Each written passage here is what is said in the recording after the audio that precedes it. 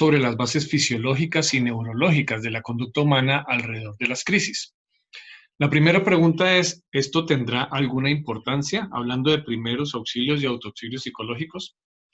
Esta es una de las diferencias de este curso con muchos otros que se ofrecen en el medio, que entregan las acciones a realizar, qué es lo que se puede hacer para estabilizar las conductas de las personas, pero prácticamente no tienen ninguna base desde lo fisiológico y desde lo neurológico.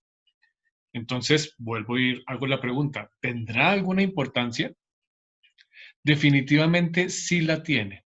Si usted tiene algún conocimiento, alguna idea sobre cómo funciona el cerebro alrededor de las situaciones críticas, va a tener mejores elementos de juicio para estabilizar esa conducta, para canalizar esa conducta en el paciente y en usted. Me sorprende que muchas de las, no, que todas las demás propuestas de primera ayuda, primer auxilio psicológico, no tienen en cuenta este factor.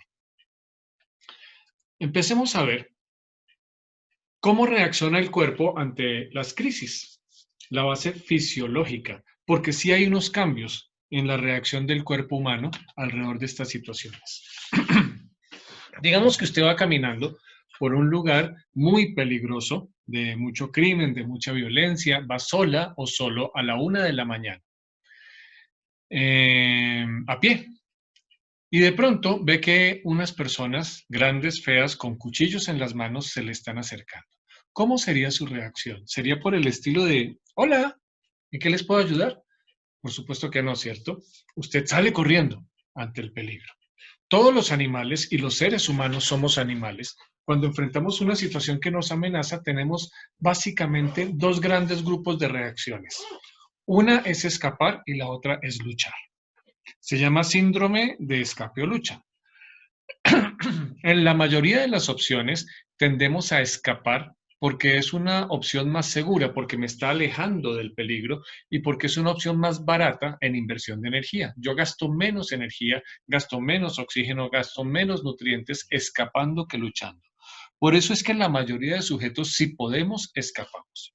Pero si no pudiéramos escapar, nos queda la segunda opción de luchar por nuestra supervivencia, enfrentarme al asaltante, luchar contra el fuego, tratar de levantar un peso si tengo una persona querida atrapada debajo de ese peso, algún tipo de proeza física que tendemos a realizar en las situaciones críticas. Eso es importante de recordar. Cuando estamos enfrentados a una situación que nos amenaza, podemos tener un desempeño físico más fuerte, más rápido, podemos saltar más lejos, podemos golpear más fuerte, alzar mayores pesos que en la normalidad. Podemos hacer cosas físicas que normalmente no podemos hacer.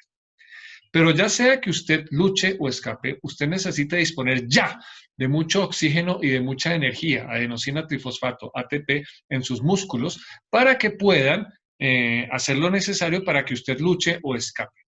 Y para que usted disponga ya de mucha energía y de mucho oxígeno en sus músculos, necesita que su corazón empiece a latir mucho más rápido. Por eso, entramos en taquicardia, porque su corazón late mucho más rápido, con mucha mayor intensidad, para poner a circular mucho más oxígeno y mucha más energía hacia su sistema musculoesquelético para que usted pueda luchar y escapar. Como también necesita ese oxígeno, sus pulmones empiezan a respirar más fuerte y con mayor frecuencia, entra en taquipnea, para que usted pueda ingresar mucho más aire para que sus tejidos dispongan de más oxígeno para poder reaccionar. Ocurren muchas otras cosas. Sus pupilas se dilatan porque usted necesita en ese instante de tener más luz para ver mejor el peligro y para ver mejor qué es lo que va a hacer, a dónde va a salir corriendo. También entramos en visión de túnel, nos enfocamos en el peligro, nos enfocamos en la sangre, nos enfocamos en el problema o en la opción de solución, pero perdemos la capacidad o se nos reduce la capacidad de ver el escenario en su conjunto. Empezamos a salivar más, Nuestro sistema digestivo, que ahí tenemos mucha sangre circulando permanentemente, en ese momento no es tan importante. Nuestro sistema digestivo no es vital para la supervivencia en el momento de la crisis. Por eso lo relajamos, para que esa sangre, con ese oxígeno, con esa energía, fluya hacia el sistema musculoesquelético para que podamos luchar o escapar. Por eso podemos relajar el sistema digestivo, incluso podemos relajar esfínteres. No es que usted sea una persona desaseada, es simplemente una reacción fisiológica extrema ante una situación extrema. En general, nuestro organismo, nuestra máquina se recalienta porque está a muchas más revoluciones. Como cuando usted va en un carro, en un vehículo, en una pendiente fuerte, usted pone la primera, acelera, el carro sube. Hace el esfuerzo, hace el sobreesfuerzo, igual que nuestro cuerpo, pero se recalienta. Al recalentarse nuestro cuerpo, sudamos como un mecanismo de compensación. Y usted se acuerda de eso, la gente registra eso. Cuando está ante una situación que lo amenaza, usted siente que está sudando. Todo eso pasa inmediatamente en el cuerpo para hacer que usted funcione ante la situación crítica. Eso se llama la descarga catecolaminérgica. Las catecolaminas son una serie de hormonas que son las que transmiten la orden neuroquímica para que su organismo haga eso. Pues bueno, hay una descarga masiva, urgente, en el torrente sanguíneo para que todo esto que les estoy diciendo empiece a ocurrir. Entramos en estrés. Y aquí empezamos a entender un poco más esa definición. El estrés es la capacidad que tiene nuestro organismo de sobreesforzarse un poco más un poco más de lo normal, para superar una situación crítica. Todos tenemos esa capacidad. Todos podemos trasnochar un poco de vez en cuando porque tenemos que entregar un proyecto, entregar un informe, hacer un trabajo, etcétera. Todos podemos comer un poco menos, descansar un poco menos de vez en cuando porque tenemos que hacer algo urgente. El cuerpo y el cerebro tienen esa capacidad para superar las situaciones críticas. ¿Y de dónde viene este tema de la descarga catecolaminérgica? Hace 5 o 6 millones de años, cuando ni siquiera éramos el Homo sapiens sapiens, que somos hoy en día, sino éramos un prehomínido, deambulábamos por las sabanas africanas, eh, había dos primos. Uno era el Australopithecus robustus y el otro era el Australopithecus afarensis.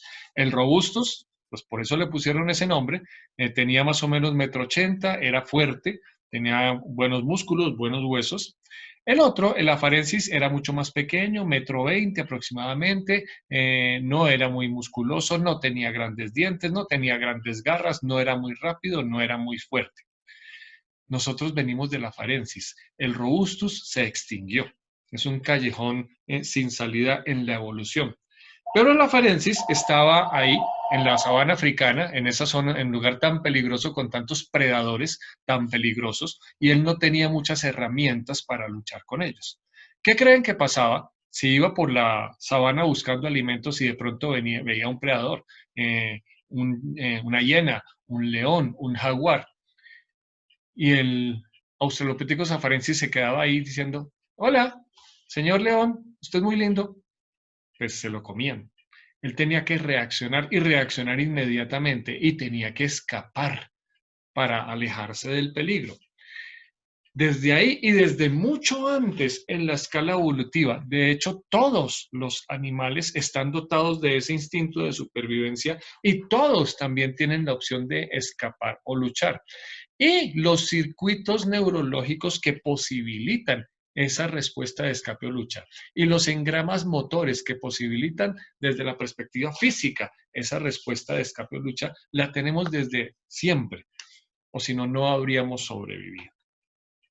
Les estaba diciendo que es un episodio de estrés positivo que nos permite enfrentar situaciones críticas y que no nos genera mayor problema mientras que no sean muy agudas, muy fuertes o no las repitamos mucho en el tiempo. Pero fisiológicamente o biológicamente no es más que la respuesta de un organismo a un factor de presión como una condición ambiental o un estímulo. Y como no sabemos en ese primer instante si estoy en peligro o no, y por si acaso puede que le esté, y si me demoro mucho en pensándolo, pues el peligro va a terminar conmigo. Entonces viene la descarga catecolaminérgica para permitir que mi cuerpo haga ese desempeño fisiológico inmediato.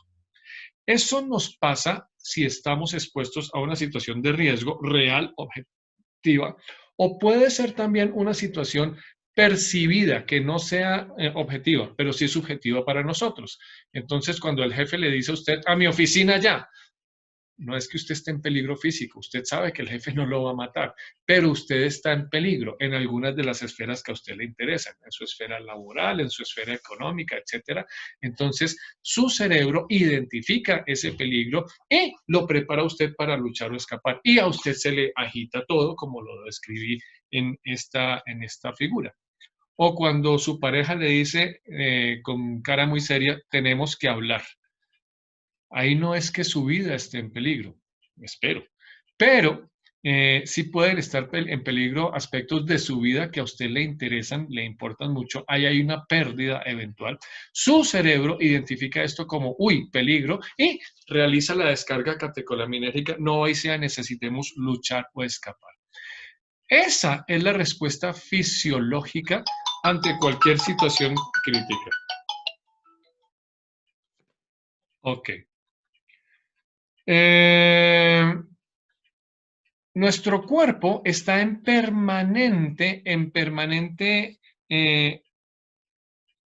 lucha para mantener el equilibrio, incluido nuestro sistema nervioso. Nuestro sistema nervioso autónomo es un sistema complejo que está compuesto de varios sistemas.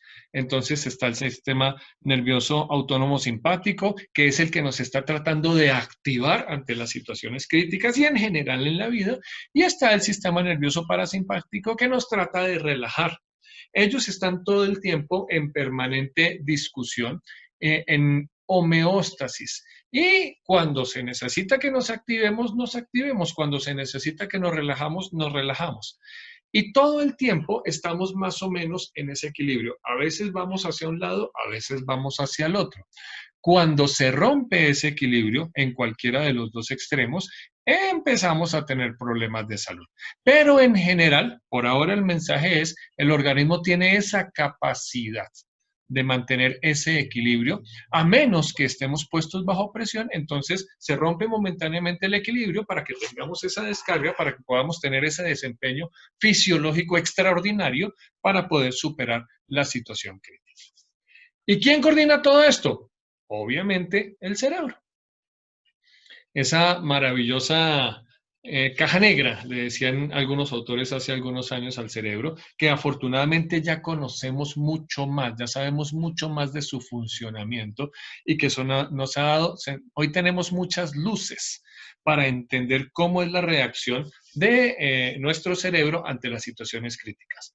Ahora, para poder entender la reacción del cerebro ante las situaciones críticas, necesitamos entender primero cómo funciona nuestro cerebro en las situaciones de normalidad.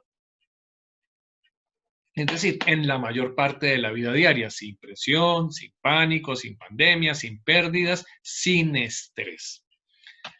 Este diagrama les grafica de forma muy simplificada el funcionamiento de nuestro cerebro y el flujo de información en nuestro cerebro a lo largo de la vida diaria, sin emergencias, sin presiones.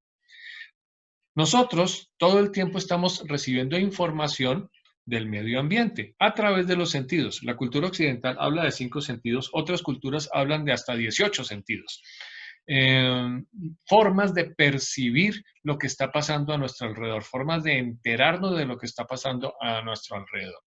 Esa información entra por los sentidos, impacta diferentes regiones del cerebro. Una de ellas es el eje hipotalámico hipoficiario adrenal. Es una de las primeras que impacta, que tiene una función de centinela. El eje hipotalámico hipoficiario adrenal está pendiente de cualquier cosa que me pueda causar daño, cualquier cosa que me pueda amenazar. Y si la percibe, lanza una alerta para que reaccionemos en consecuencia. antes incluso que la información llegue a las regiones donde puede ser analizada racionalmente. No, antes que eso se lanza la alerta. Pero la mayor parte del tiempo recibimos información normal que no nos amenaza, como en este momento, que ustedes están recibiendo una información por la vía visual, que es la predominante en el ser humano, por la vía auditiva. Esta información no los amenaza, yo no puedo hacerles daño. Entonces el centinela, el eje hipotalámico hipofisiario adrenal, se queda tranquilo, no reacciona y la información sigue su flujo hacia los lóbulos frontales de la corteza cerebral. Estos de acá.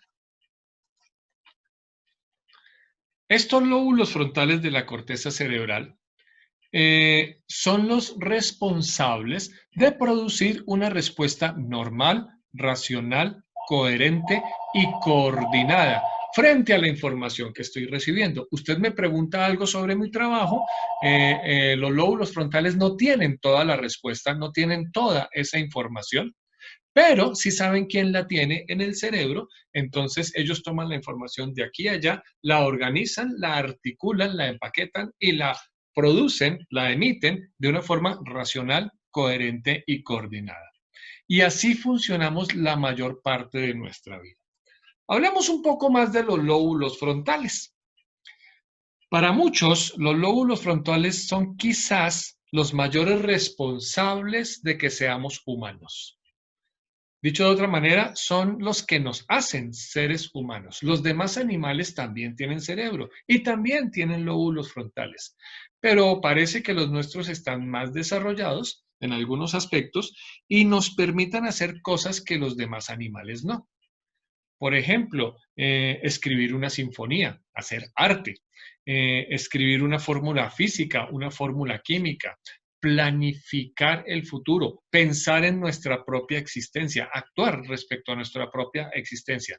Todos estos procesos de pensamiento racional, de pensamiento superior, de pensamiento ejecutivo, se coordinan mayormente en los lóbulos frontales. No solo ahí, pero ellos son los principales actores de la producción de ese pensamiento, como les mostré acá, racional, coherente y coordinado. Es interesante conocer un poco más sobre los lóbulos frontales. Son el centro ejecutivo del cerebro, el que toma la información de todas las regiones cerebrales, de los demás lóbulos, y la articula, la coordina en una respuesta ejecutiva. Desde hace mucho tiempo lo asocian con la personalidad, con la moral, con el lenguaje, lo llamaban el órgano de la civilización, por cuanto es el que nos hace humanos, el que nos separa de los demás animales. Es interesante también tener claro que es la región más reciente y moderna del neocórtex, de la corteza cerebral. Hace 50.000 años no teníamos los lóbulos frontales que tenemos hoy en día. Y es lo último que ha evolucionado. Por eso también se relaciona con esos procesos de pensamiento superior que no tienen otros animales, pero como es un diseño tan reciente, 50.000 años para nosotros es mucho, pero evolutivamente no es nada, todavía tiene algunas fallitas, todavía tiene algunos aspectos de diseño por mejorar. Con eso nos vamos a encontrar más adelante.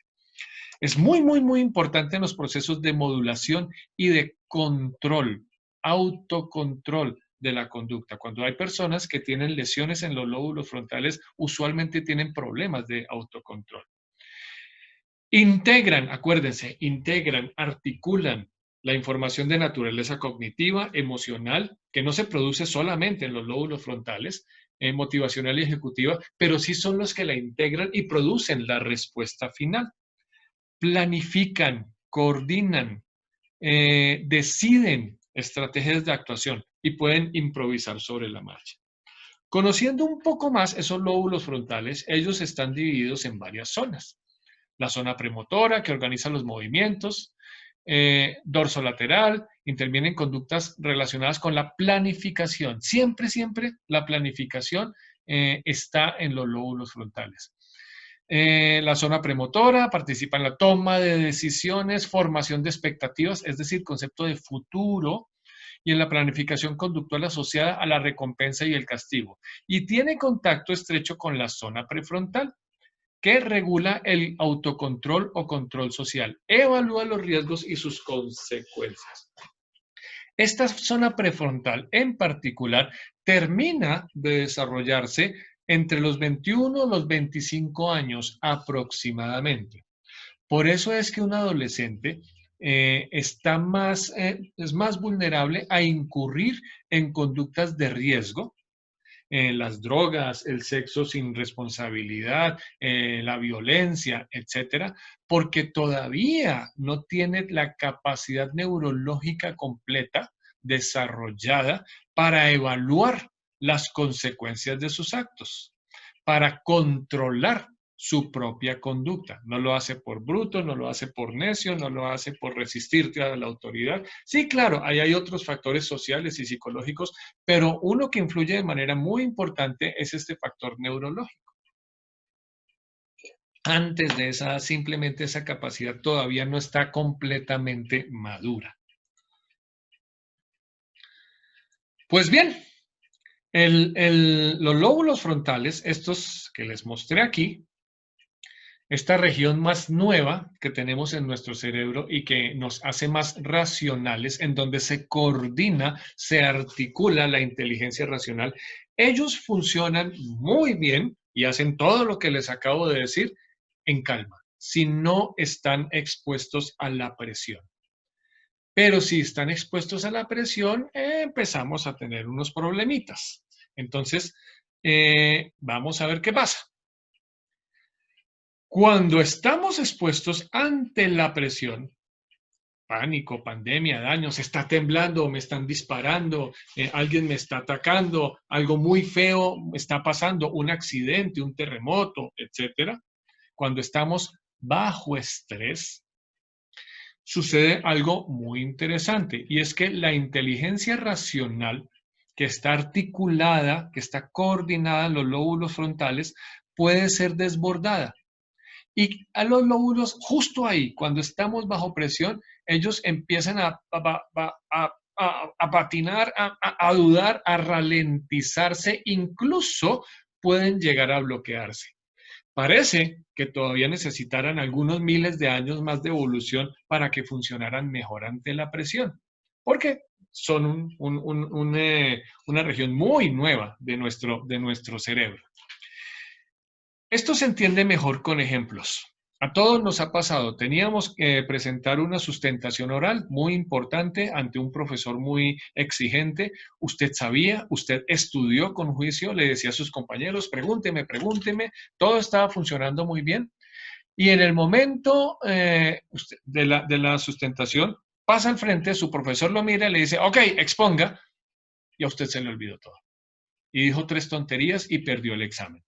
Cuando salió del salón y ya no está ante la presencia de ese profesor, ya no está bajo presión, sus lóbulos frontales otra vez vuelven a funcionar y ahí sí usted se acuerda de todo lo que sabía. Los lóbulos frontales los podemos comparar al disco duro de un computador viejo o de un celular viejo con baja capacidad de memoria. Ellos funcionan muy bien si usted no los presiona. Pero si usted le pone a correr 4 programas al tiempo, o si usted lo presiona y empieza a exigir ya que funcione, el aparato, la impresora, se va a bloquear, porque una impresora no tiene mucha capacidad de procesamiento. Funcionan normal, pero bajo presión se ralentizan. No es que usted pierda la información, lo que usted cree que sabe está ahí, pero en ese momento usted no tiene acceso y esa capacidad ejecutiva de los lóbulos frontales de ponerlo a analizar y hacer algo en consecuencia, algo coherente con lo que está pasando, se reduce de manera significativa en la mayoría de las personas. Ahí es cuando nos bloqueamos, nos quedamos ahí, no sabemos qué hacer ni para atrás ni para adelante, etcétera. Eso es muy peligroso ante la situación crítica. Volvamos a la sabana africana hace 5 millones de años, va el Australopithecus afarensis buscando comida y aparece el león y el bichito se bloquea, pues se lo comen. Afortunadamente, la naturaleza es muy sabia y nos dotó de un mecanismo de seguridad a través de la respuesta del sistema límbico, este que tenemos a la derecha. El sistema límbico es mucho más antiguo. Este lo tenemos desde hace mucho tiempo, lo tienen todos los animales. No es muy diferente entre el ser humano y las demás especies en su anatomía y en su fisiología. Ese tiene muchos más millones de años de antigüedad, está mucho más consolidado. Lo llaman el cerebro animal, el cerebro instintivo, el cerebro reptil. Y eso tiene una razón de ser. El sistema límbico, entre sus funciones, dos de las más importantes que tienen, él regula, y de ahí viene la coordinación de los instintos y de las emociones. Él es el que reacciona de manera instintiva cuando estamos en peligro. Él es el que activa la descarga catecolaminérgica. Cuando los lóbulos frontales se bloquearon ante la presión y estamos ahí y no sabemos qué hacer, el sistema límbico, a través de los instintos y de las emociones, es el que nos pone a gritar, a correr, a salir, a botarme por una ventana. Él no es muy inteligente en cuanto a que no tiene la capacidad de análisis. Él simplemente me hace reaccionar. Hay un incendio, me boto por la ventana. Estamos en el sexto piso. Ah, no, no le pida tanto. Él no tiene la capacidad. Él necesitaba sacarme del incendio. El que tenía la capacidad de evaluar que estamos en el sexto piso es este, pero ese puede estar bloqueado en ese momento. Hay un detalle que es importante que tengan claro con el sistema límbico. Él de fábrica, de manera innata, tiene instalados estos dos softwares de instintos y de emociones. Y tiene la capacidad de que se le instalen más softwares a través del aprendizaje práctico repetitivo, haciéndolo, haciéndolo, haciéndolo. Tiene la capacidad, pero no viene de fábrica. Entonces, las personas no tienen el entrenamiento desde que nacieron de cómo reaccionar ante una situación crítica, pero el sistema límbico sí tiene la capacidad de instalarla. O dicho de otra forma, sí tiene la capacidad de aprender cómo debe reaccionar en una situación crítica a través del entrenamiento práctico, repetitivo, sistemático y a través de otros vías aprovechando las emociones que son lo que el sistema límbico entiende. El sistema límbico no tiene la capacidad racional de entender por las vías racionales, por el discurso, la conferencia, el video, el libro. Ese lo aprendes los lóbulos frontales. Y ellos sabrían responderle, bueno, dígame cómo hay que reaccionar en caso de. Si él aprendió, si él recibió esa información, los lóbulos frontales le van a decir, sí, claro, cómo no, paso 1, paso 2, paso 3, si está tranquilo. Pero puesto bajo presión, es probable que se le confunda la información. Eso no lo aprende el sistema límbico de esa manera. El sistema límbico, como les he dicho, lo aprende solamente de manera práctica, repetitiva, haciéndolo, haciéndolo, haciéndolo, haciéndolo.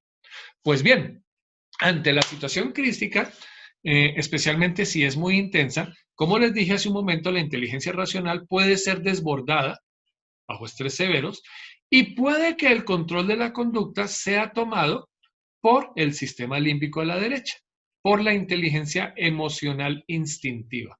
Por eso es que las personas reaccionan de manera emocional e instintiva. Como siempre, ejemplos. Una discusión que usted tiene muy fuerte con alguien a quien usted quiere.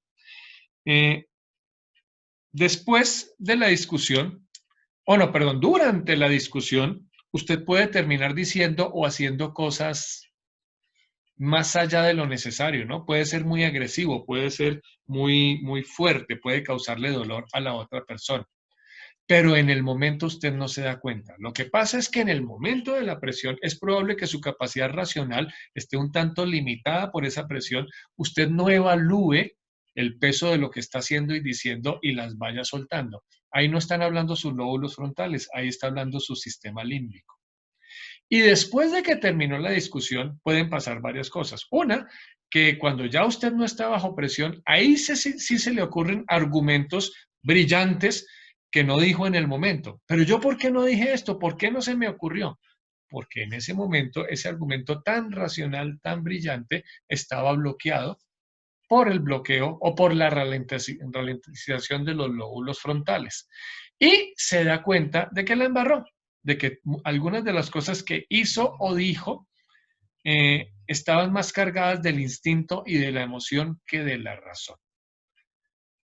Repito, bajo presión, la mayoría de las personas tendemos a regir nuestra conducta más por el sistema límbico, la conducta instintiva emocional, que por la conducta racional de los lóbulos frontales. Se nos salta el chip de racional a instintivo emocional.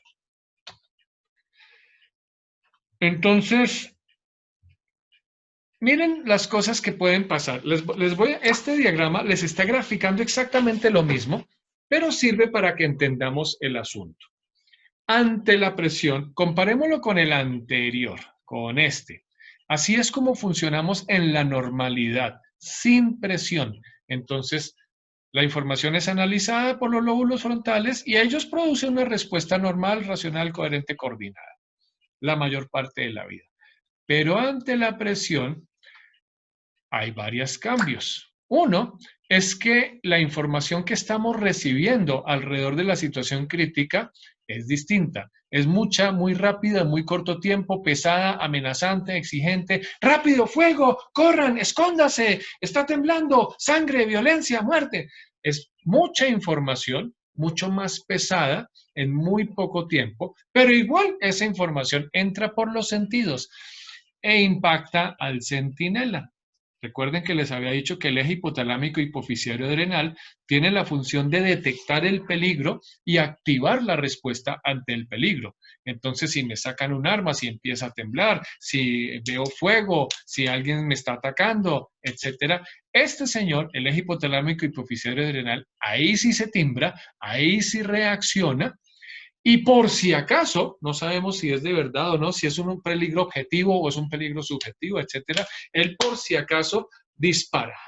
Él activa la alerta. Entonces le dice al sistema límbico, ¡hey, pilas! Reaccione.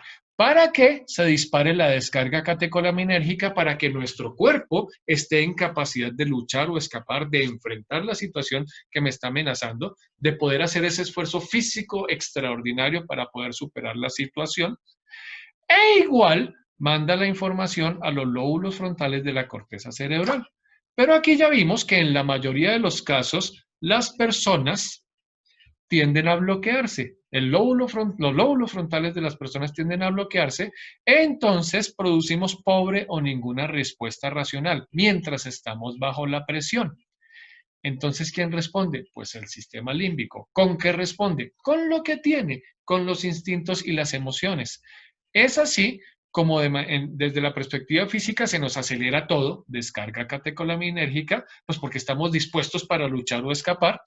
Y desde la perspectiva psicológica también se nos sobreactiva todo. Tenemos una sobreactivación emocional, instintiva, sobrereaccionada, visión de túnel. Somos más o menos incapaces de ver todas las aristas del problema, sino solo nos concentramos en la que más nos preocupa, se nos olvida lo que aprendimos racionalmente y entramos básicamente en la reacción de escape o lucha. Este cuadro, este diagrama, está describiendo en general la conducta de las personas que no tienen un entrenamiento. ¿Se acuerdan que les dije que este señor, el sistema límbico, responde por instintos, responde por emociones y tiene la capacidad de aprender todo lo que les ha enseñado de manera sistemática, práctica, repetitiva y a través de las vías emocionales? Ok, mientras que tengamos ese entrenamiento. Si no lo tenemos, lo que hay para responder, instintos y emociones. ¿Quiere usted que la persona responda mejor ante la situación crítica, incluso que inhiba esos instintos y emociones? Lo tiene que entrenar. No hay otra forma. Tiene que instalarle el programa a través del entrenamiento. De eso hablo más adelante. Para que entendamos un poco mejor, veamos más despacio ese sistema límbico, ese cerebro animal, instintivo, reptil. Es el que controla las respuestas fisiológicas ante el estrés, la descarga catecolaminérgica de estas hormonas y muy particularmente de dos, el cortisol y la adrenalina, que su función es esa, es dispararnos, es ponernos a funcionar con mayor sobrecarga, con mayor capacidad, pero por un momento. Si esa sobrecarga, si esa presencia del cortisol y la adrenalina es permanente en nuestro organismo, nos va a generar problemas. De eso hablamos más adelante. Participa en las conductas complejas de aprendizaje, motivación y emociones. En las neurociencias es famoso una frase que dice que el cerebro necesita emocionarse para aprender. Si un aprendizaje no está acompañado, no está potenciado con una emoción, ese aprendizaje no va a ser muy profundo, no se va a sostener mucho en el tiempo, lo vamos a olvidar más bien fácil. Por eso es que es importante acompañar cualquier tipo de aprendizaje por las vías emocionales, potenciarlo por las vías emocionales, para que entre más profundo al sistema límbico, que no olvida. Los lóbulos frontales olvidan con mucha más facilidad. Su capacidad es más bien limitada de almacenamiento de información. Los lóbulos, el sistema límbico no olvida lo que aprende. Si usted aprendió a montar bicicleta hace 20 años y no ha montado, hoy lo monto en una bicicleta, va a dudar un poco, pero dentro de 20 minutos va a estar andando normal en la bicicleta. Es el que coordina la respuesta de lucha de escape, los instintos y las emociones. Y aquí hay otro detalle que es interesante considerar, la relación entre las emociones y nuestras vísceras. Las emociones las sentimos visceralmente, por eso hablamos de amistades entrañables, que las sentimos en las entrañas. Odiamos a las personas de manera visceral y lo sentimos en las tripas. Nos orinamos y nos cagamos de la risa o del miedo. Pensamos con las tripas, que es una expresión que dice que no estoy pensando de manera racional. Estas son expresiones populares que tratan de explicar cómo se sienten, dónde se sienten esos instintos y esas emociones cuando estamos bajo presión. Y llegamos a la pérdida de control, porque los instintos y las emociones, si no están entrenados, pues ellos hacen lo que tienen que hacer: gritar, pelear, correr, tirarme por la ventana y matarme porque estaba en el 6º piso. Así se ve la respuesta límbica. Así regresamos en la conducta. Podemos ser Homo sapiens sapiens, podemos ya no tener tanto pelo, podemos tener mucho desarrollo cultural, tecnológico, etcétera. Pero cuando se nos dispara el sistema límbico, ese cerebro animal, ese cerebro instintivo reptil, tenemos exactamente las mismas reacciones que tenían nuestros tatarabuelos hace millones de años. O así se ve en las personas hoy en día. Miren el lenguaje corporal y el lenguaje facial de esta persona. Tiene las aletas nasales dilatadas porque necesita que le entre más oxígeno, porque está en actitud de combate, lucha o escape. Está enfocando la mirada de manera directa. En el reino animal, cuando un animal mira a otro directamente, el mensaje es: te voy a comer, vamos a pelear, aquí va a haber problema. El lenguaje corporal es el lenguaje de pura descarga catecolaminérgica. Es muy probable que justo en este momento y bajo este estado, los lóbulos frontales de esta persona no estén funcionando muy bien. Entonces no tenga mucha capacidad de análisis y su discurso no sea muy racional. Lo más probable, por los indicadores, por las señales físicas y gestuales que me está dando la persona en este momento, es que quien tenga el control de la conducta de esta persona en este momento sea el sistema límbico, ese cerebro animal, ese cerebro instintivo, y esté hablando desde la emoción y desde el instinto. Esto lo saben los políticos desde hace mucho tiempo y usualmente juegan a eso, también lo sabe la publicidad. Miren a este otro señor. Ellos actúan ese tipo de conductas porque saben o les asesoran que las conductas son profundamente contagiosas. Los seres humanos somos animales de grupos, somos animales sociales. Necesitamos formar parte de grupos y nos identificamos y compartimos valores, actitudes, comportamientos con ese grupo. Si yo entro a un grupo con el que me identifico y el grupo se está riendo, en unos minutos yo me estoy riendo. Si el grupo está llorando, en unos minutos yo estoy llorando. Si el grupo está agresivo, en unos momentos yo también estoy agresivo. Pues bien, esas emociones, esa respuesta límbica es muy contagiosa, especialmente cuando es el líder el que la emite.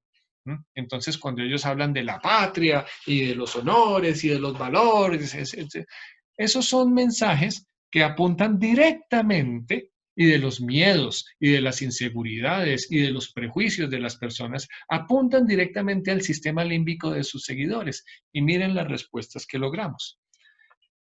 Independientemente de la corriente política. Esto no me importa y no es el objeto de esta conversación. Aquí estamos tratando de entender cómo las reacciones de unas personas, especialmente en posiciones de liderazgo, generan reacciones parecidas, pero incluso más extremas en sus seguidores, que están dispuestos. Este señor no necesita matar a nadie, pero sí, él sí habla de la violencia y de los valores y de los instintos y de los miedos, y lanza su mensaje desde la perspectiva verbal, pero también con ese lenguaje gestual y corporal que genera este tipo de reacciones en sus seguidores. Ese es el sistema límbico en pura ejecución. Y la especie humana, tan tecnológica ella, tan desarrollados que dominamos la naturaleza, eso creemos, etcétera, pero cuando usted ve esas peleas por las redes, por razones políticas, por razones religiosas, por deportes, usted es de un equipo y yo soy de otro, entonces ya nos tenemos que insultar y nos tenemos que matar. No importa que ya estemos utilizando sofisticadísimos canales tecnológicos para comunicarnos, pero la respuesta límbica instintiva, emocional, más allá de la racionalidad, sigue ahí, intacta, vivita y coleando, aunque lo estemos haciendo de formas muy modernas. Aquí volvemos a hablar del estrés. ¿Se acuerdan que les dije hace unos minutos que el estrés está bien porque nos ayuda a superar una situación crítica? Nos da un poquito más de desempeño físico y un poquito más de activación psicológica. Eso está bien. Y si estamos hablando de una persona sana, física y psicológicamente, tiene la capacidad de tener esas sobrecargas de vez en cuando, superar los problemas y ya.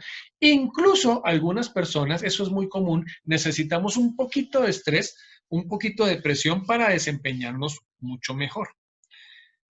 Hasta ahí es positivo, mientras que no sea agudo ni sea crónico. Pero si es muy intenso, es decir, sufrimos un evento demasiado agresivo, demasiado traumático, que nos causa mucho dolor, pérdidas muy intensas, o lo sufrimos de manera crónica, esa costumbre que tienen tantas personas de que no desayunan, no comen bien en general, se sobreesfuerzan en su trabajo, duermen pocas horas, tienen poco tiempo para relajarse, para hacer actividades diferentes, están sometiendo su cuerpo permanentemente a presión, presión, presión, presión, presión, presión, y le dan muy poca o ninguna oportunidad de descansar y de liberar esa presión y de soltarla. Ese estrés agudo, ese estrés crónico, tienden a romper el equilibrio. ¿Cuál equilibrio? Este equilibrio entre el sistema nervioso autónomo parasimpático y el nervioso simpático. Acuérdense que ellos están en permanente lucha. En algunas personas dominan uno, en otras dominan el otro, pero en general hay un equilibrio, hay una homeostasis. Pero, como les estaba diciendo, el estrés agudo, no necesitamos más que un episodio. Un solo episodio muy violento puede generar ese desequilibrio. O el estrés crónico rompen ese balance y empezamos a tener problemas como estos. A nivel de salud mental, la pérdida de un ser querido es una pérdida muy significativa que desbalancea a la mayoría de las personas y que puede generar, si no es bien manejada, si no es bien acompañada, alteraciones en la salud mental de la persona. El exceso de responsabilidades, pasar una situación de trauma. El trauma, por definición, se asocia con violencia. Violencia contra el cuerpo, trauma físico, violencia contra la mente de la persona, trauma psicológico. Abuso, negligencia, aquellas personas que dependen de otros, niños, ancianos, personas con discapacidades, etcétera. Relaciones tóxicas, de estas relaciones que exigen, chupan energía, y no estoy hablando solamente de relaciones de pareja, en la familia, amigos, a nivel laboral se presenta mucho. Estas relaciones que exigen, exigen, demandan, demandan, pero poco entregan y cada vez exigen más. Eso es una relación tóxica. Ser el cuidador de alguien más, especialmente de alguien que uno quiere. Los cuidadores, los médicos, las enfermeras, los trabajadores sociales, los psicólogos, terapeutas, en fisioterapia, etcétera, las personas que se dedican a cuidar a los demás tienen una sobrecarga emocional significativa. Eso se llama transferencia. En la medida en que uno tiene que enfrentar problemas y problemas y problemas de las demás personas, muchas veces problemas muy desagradables que a uno le generan algún tipo de carga afectiva, carga emocional, carga moral y que con frecuencia uno no puede solucionar. Si no sabe gestionar eso, si no sabe cómo descontaminarse eso, pues nos los llevamos a la casa y dormimos con ellos y los rumiamos y poco a poco se nos van acumulando hasta que nos quemamos. Por eso es que este tipo de profesiones están tan cercanas al burnout, a quemarse, a agotarse, o a otros desequilibrios como como problemas digestivos, problemas de abuso de sustancias, problemas en las relaciones. Entonces, ser el cuidador de alguien y especialmente de alguien a quien uno quiere es un factor de riesgo que hay que considerar. La pérdida del trabajo, que es una pérdida muy significativa que también me influye en la esfera del estatus personal, en la esfera económica, en la esfera social, de mi calidad de vida, en general me incluye, puede generar problemas de salud mental. El dolor, divorcio, otra pérdida significativa, presenciar una tragedia, ver morir a alguien, ver morir mal a alguien asesinado, atropellado, aplastado, quemado, etcétera. La guerra, pues por supuesto que es la máxima expresión de la barbarie de las personas contra las personas. El exceso de estrés crónico a lo largo del tiempo, aguante, aguante, aguante, aguante, aguante, y no haga nada para quitarse las cargas, para reducirlas o para descansar, para respirar. El dolor crónico, enfermedad física, si no están bien acompañadas estas situaciones, pueden empezar a generar problemas, desequilibrios en la salud mental de las personas. Por eso hablamos, por ejemplo, de primeros auxilios psicológicos para ofrecer el acompañamiento, la contención, la orientación para que las personas procesen la situación. Acuérdense en la sesión anterior, el ciclo del duelo, para que hagan el tránsito por el ciclo del duelo sin que tengan que llegar a estas afectaciones mayores. Porque si se rompe el equilibrio entre estos sistemas, vamos a tener problemitas mayores. Veamos qué pasa si se rompe el equilibrio, ya sea por el estrés agudo o por el estrés crónico. Comencemos con el agudo. Que suframos unos pocos, o puede ser incluso uno, un solo episodio muy violento, tortura, violación, un accidente muy feo, ver matar a alguien, un gran desastre de origen natural, un accidente de aviación, situaciones muy violentas que me agreden mucho y que me causan mucho dolor o mucha pérdida, generan este tipo de impactos en el cuerpo y en la mente de la persona. Agresividad, alteraciones del sueño, esa es una señal muy frecuente a la que hay que ponerle cuidado. Hipertensión, problemas digestivos, ese es otro problema muy frecuente alrededor del estrés. Hipersensibilidad, trastornos neuromusculares, empiezo a tener dolores y empiezo a no tener el mismo desempeño que tenía normalmente, problemas de concentración, desorientación, problemas de desempeño a nivel sexual, por ejemplo. Y miren otro aspecto que no habíamos mencionado. El estrés agudo puede terminar afectando la capacidad inmunológica de la persona. Nuestro organismo está siendo atacado todos los días por muchas enfermedades, virus, bacterias, cánceres, etcétera, que en general son oportunistas, pero se encuentran con un sistema inmunológico fuerte en la mayoría de las personas que tienen la capacidad de detectar y de neutralizar la amenaza y no nos pasa nada la mayor parte del tiempo. Pero una persona que está pasando por una situación de estrés agudo y no lo sabe procesar o no tiene el acompañamiento para que lo procese, Entre otras consecuencias, se deprime su sistema inmunológico y se hace más vulnerable a ser atacado por estas enfermedades oportunistas. Son oportunistas porque están esperando a que el sistema inmunológico baje la guardia y atacan y les va bien. Igual con el estrés crónico, que también genera una serie importante de desequilibrios. Aquí están los más importantes. Cansancio crónico, aumento de peso, también trastornos digestivos, trastornos a nivel de colesterol, diabetes, enfermedades cardiovasculares. Se me fue la palabra, ahora lo recuerdo. Pero fíjense, también en el metabolismo, es la palabra, el metabolismo de las personas, pero también afecta de manera negativa las defensas, el sistema inmunológico. Con la pandemia, el coronavirus, el COVID-19, una de las estrategias que aplicamos para ayudar a la sociedad y a las personas a enfrentar con mejores posibilidades de éxito esta situación es hacer lo que tuvieran que hacer para mantener el estrés, ya sea agudo, ya sea crónico, bajo control, y las actividades que tuvieran que hacer para proteger su fortaleza inmunológica. Eso lo vemos cuando estemos hablando la sesión de autocuidado. Hay muchas cosas que la persona, que usted puede hacer para proteger su salud mental, para proteger su salud física y por esa misma vía proteger, mantener la fortaleza de su sistema inmunológico para que no caiga en la debilidad inmunitaria, que es un factor de riesgo para que a usted se le contagien enfermedades, incluido el COVID-19. Eso lo vemos con mayor detalle cuando estemos hablando del autocuidado.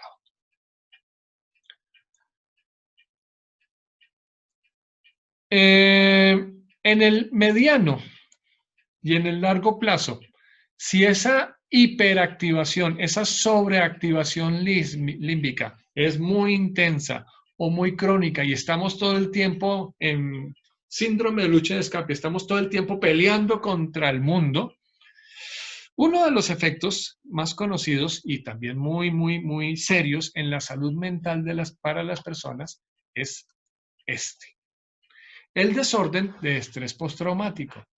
De este se empezó a hablar con distintos nombres desde hace ya casi 100 años, a través de las guerras, porque después de las guerras, cuando se descubría que las personas que sobrevivían de las guerras, aparte de sus lesiones físicas, venían distintas. Eran personas que ya no funcionaban tan bien en la sociedad y en su calidad de vida como funcionaban antes de la guerra.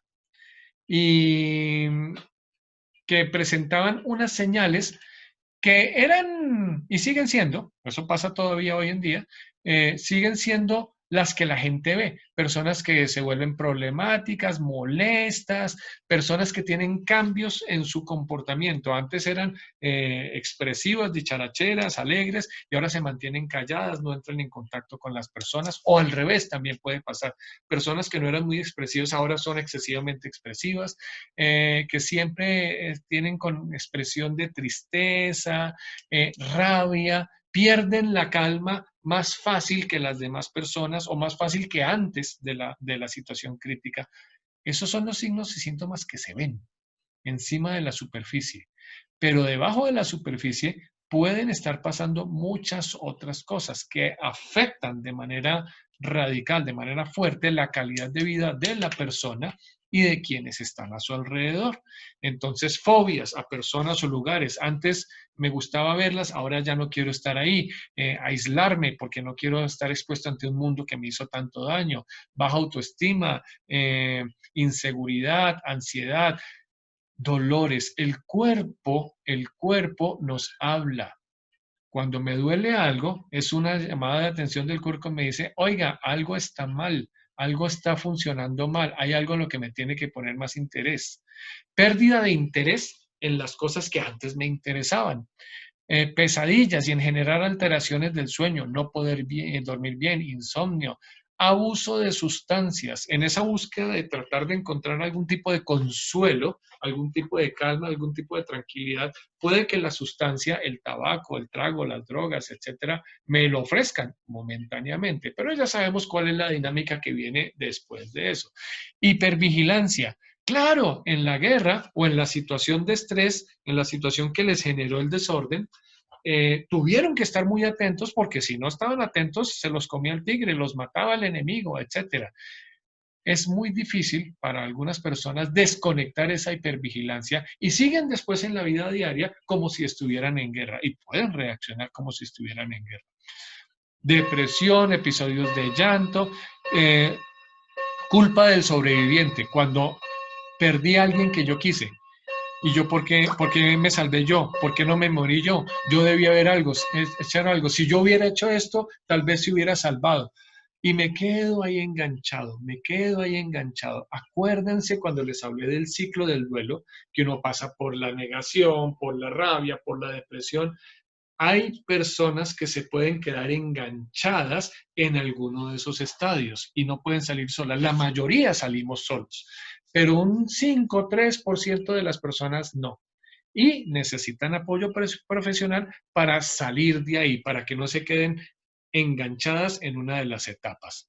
Agresión, irritación, reexperimentar el trauma, aunque ya no esté en la misma situación.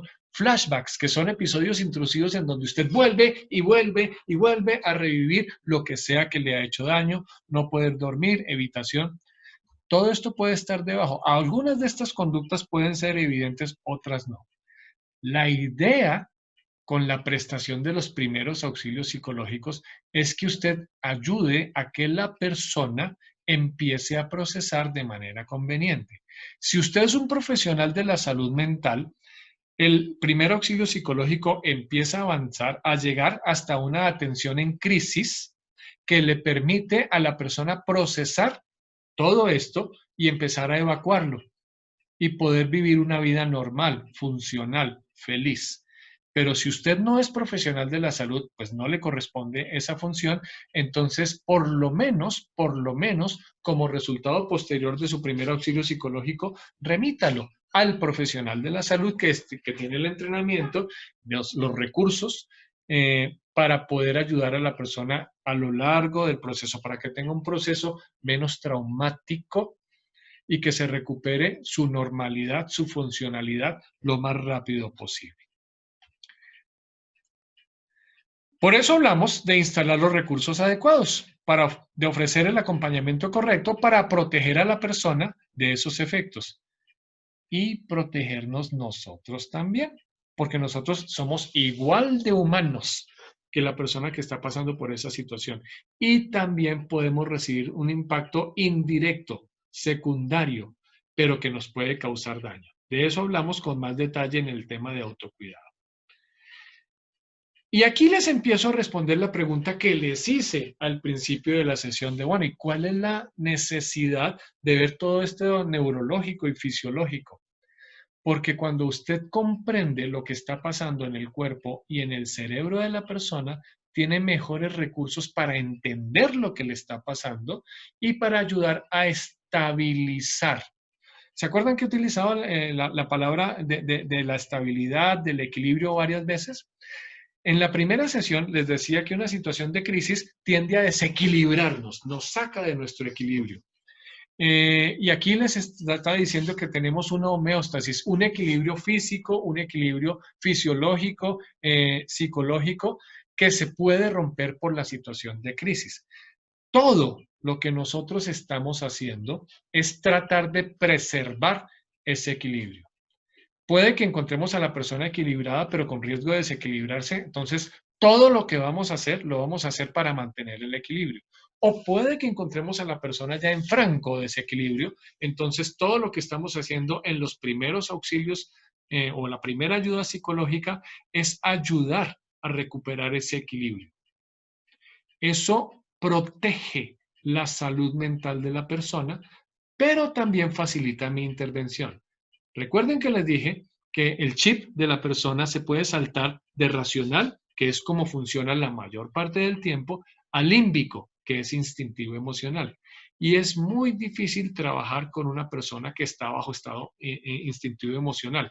Entonces, lo que estamos haciendo tiende a ayudarle a recuperar el equilibrio para desactivar la descarga catecolinérgica, la sobreactivación límbica y ayudarle a la persona a regresar a un funcionamiento racional, ayudarle a que sus lóbulos frontales otra vez vuelvan a caminar.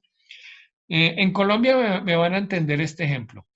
¿Qué tanto sirve discutir con la tía uribista o con el tío seguidor fanático de Petro para hablar de ambos extremos, ambos nefastos, desde la perspectiva de salud mental? Mientras ellos estén en el modo límbico, instintivo emocional, no hay razón que valga. Y como están instintivos y emocionales, entonces muy fácilmente van a saltar al conflicto, a la agresión, por lo menos verbal. No pelee con el sistema límbico, no hay forma, no va a ganar. Entonces de lo que se trata es de ayudarle a bajar ese sistema límbico, a desactivarlo, para que la persona recupere su activación racional y empiece a tener la capacidad neurológica de procesar, de entender razones, de pensar de manera racional.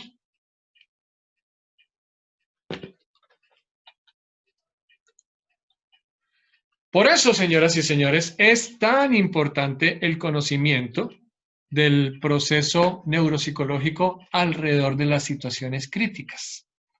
Porque este conocimiento que estamos acumulando en esta sesión les va a dar una mayor comprensión, no solo de la conducta de las personas y de la alteración de las conductas de las personas durante las crisis, sino también van a entender mejor cómo podemos actuar, cada uno de los pasos que vienen después en la prestación del primer auxilio. Les anticipo algo, ya se los dije.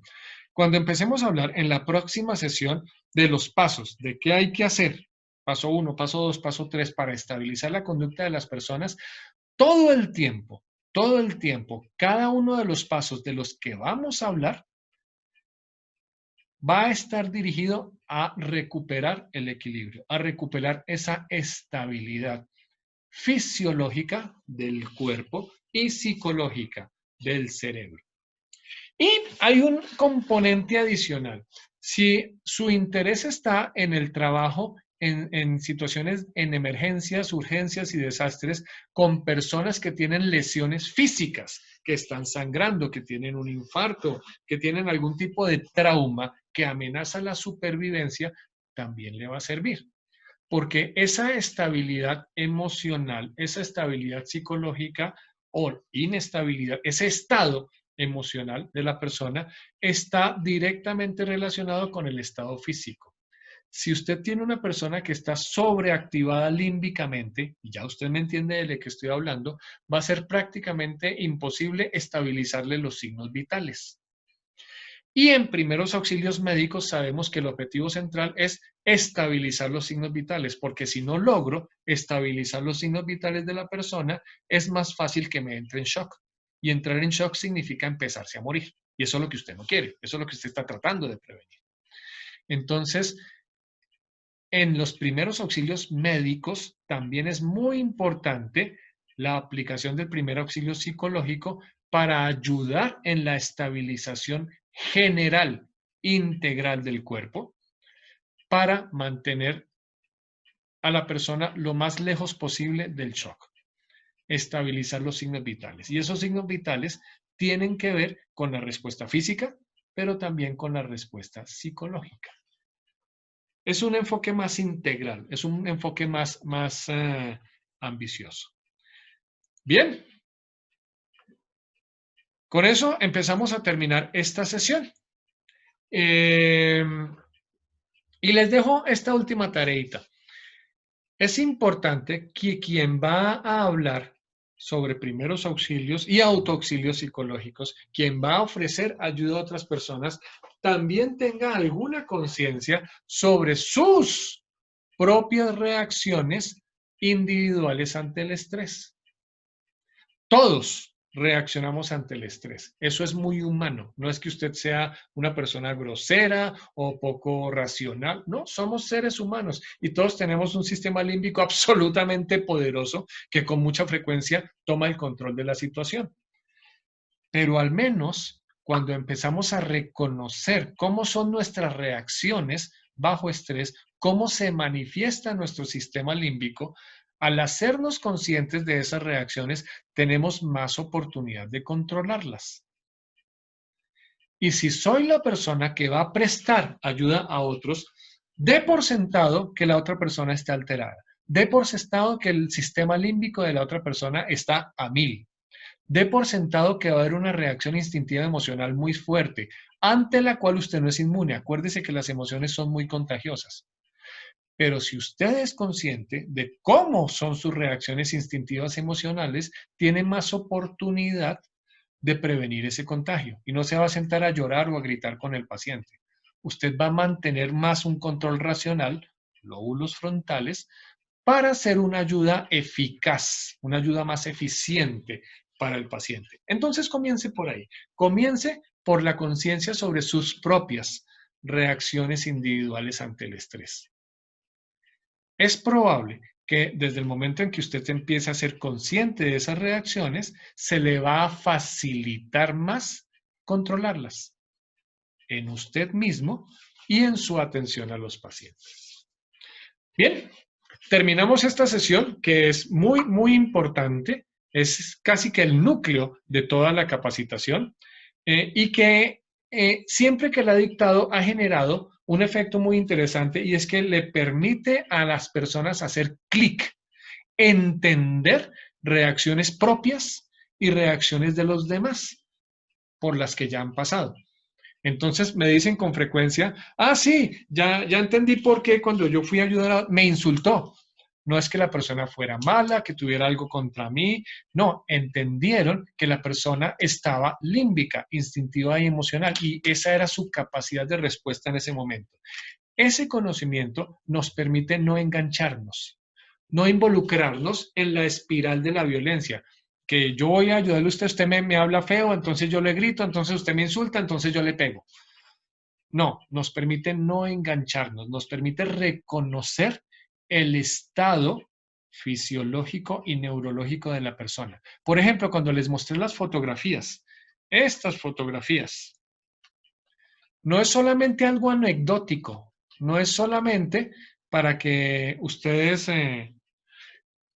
reconocieran a las personas que están ahí, sino que me interesa que usted vea cuál es el lenguaje corporal y cuál es el lenguaje facial de una persona que está en el estado límbico.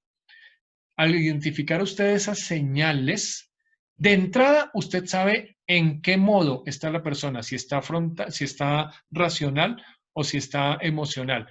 Y eso le ayuda a inferir cuáles son las medidas de intervención que van a ser más eficaces para estabilizar. Pero eso lo vemos la próxima sesión. Nos vemos.